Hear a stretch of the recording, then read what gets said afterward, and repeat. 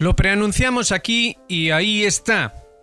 El tabú nuclear ya ha sido roto. Francia anuncia que va a hacer una prueba nuclear. Esto era impensable hace cuestión de meses y ahora ya no pasa nada. Ya es un anuncio más dentro de los muchos anuncios que ya no causan expectación, ni peligro, ni miedo, ni sensación de nada. Así funciona esto que en algunos ámbitos llaman ventana de Overton y cuestiones así por el estilo. Trucos psicológicos conducentes a normalizar, atención a la palabra, aquello que antes era impensable, inimaginable siquiera. Recordemos que también Rusia ha movido armas nucleares a la frontera con Finlandia. No es de extrañar después de los muchos movimientos agresivos por parte de la OTAN, llegando incluso a colocar un cuartel general allí, a pocos kilómetros de la frontera, a pocos kilómetros de San Petersburgo. Corea del Norte, por su parte, también simula un contraataque nuclear. Es decir, ahora ya no hay ningún problema con la eventualidad de una guerra potencialmente nuclear. Ya no es cuestión de que se acepte la guerra, sino que ya se acepta que esa guerra sea nuclear. Así de fácil se consiguen las cosas cuando no hay una auténtica concienciación, pensamiento crítico y movilización ciudadana genuina, es decir, un sentido de responsabilidad. Quizá por eso Patrushev ha anunciado que algunos países no quieren ceder su soberanía y que ese es el problema y la razón de por qué el mundo está al borde de una guerra potencialmente nuclear.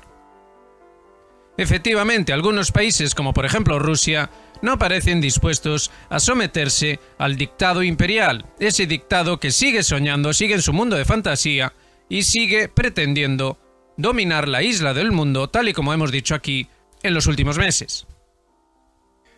Por su parte, también llama la atención que el gobierno argentino reclama la detención del ministro de Interior iraní, puesto que, según esta declaración, estaría relacionado con el atentado en la sede del AMIA en Buenos Aires en 1994.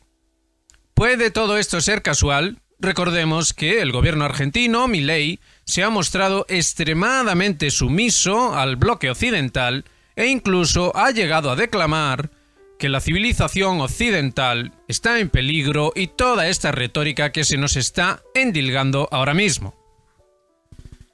Larry Johnson, por su parte, adopta nuestra tesis. El asunto Escobar F-35 parece un plan de desinformación para atacar la credibilidad de Escobar. Eso dice Larry Johnson. Por lo demás, también dice que esto estaría vinculado a que Estados Unidos hizo muchísimo ruido con respecto primero al ataque iraní y después a la supuesta respuesta israelí, para después pasar a no decir absolutamente nada.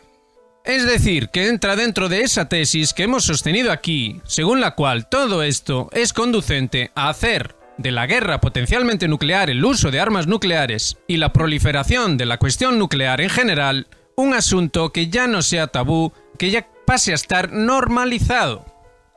Meissan, por su parte, escribe un artículo que recomendamos leer, en el que se detalla la historia de Irán, la historia reciente de Irán, y la existencia de dos facciones dentro del país persa, una de ellas favorable a Occidente, aunque eso sí, de manera encubierta o discreta. Nosotros, de hecho, nos preguntamos, ¿estaría en esta facción el informante de Escobar? ¿Estaría vinculado a estas cuestiones, a estos juegos? Meissan llega tan lejos como para decir que esta facción está esencialmente de acuerdo con Israel y Estados Unidos, y que trata de deshacerse de los guardianes de la revolución.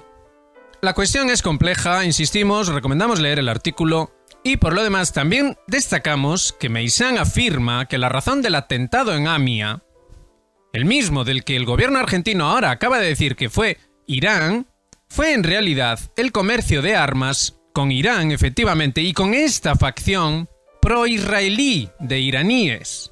Fíjense hasta qué punto la cuestión es compleja. Por lo visto, esta cuestión del tráfico de armas, que habría que relacionar a su vez con el famoso caso Irán-Contra, sería un complejo juego en el cual Argentina pasó a estar en el lugar equivocado en el momento equivocado y que por eso sufrió estos atentados. Otra noticia que ha saltado ayer mismo es que el exministro de Defensa Ivanov ha sido arrestado por corrupción. Martyanov dice que efectivamente Ivanov sería un corrupto y esto estaría vinculado a un crecimiento desmesurado del complejo militar industrial en Rusia. Los pedidos se duplican cada poco y, de hecho, Martyanov nos habla de la duplicación de pedidos de los sistemas Pantsir o Tor. Por lo demás, Martyanov, como siempre, nos sigue insistiendo en que Estados Unidos sigue soñando con respecto a su poder militar. Es decir, Rusia crece, esto incluso lleva a problemas de corrupción debido a la tremenda pujanza de la industria militar rusa, mientras que Estados Unidos básicamente sigue soñando y sus capacidades militares están muy lejos de ser lo que se nos dice que son. Ya para terminar, decimos que el propio Putin confirma nuestra tesis con respecto a lo que nosotros llamamos la ofensiva de atentados y sabotaje por parte de la OTAN. Por supuesto, Putin es mucho más suave diciéndolo, pero llega a decir que los atentados que se producen no solo en Rusia, sino en el resto del mundo, están vinculados a los servicios de inteligencia de ciertos países. Ya saben, hagan like, suscríbanse, activen notificaciones, háganse miembros de Geopolítica Actual y, como decimos siempre, muchas gracias por adelantado y reciban un muy cordial saludo.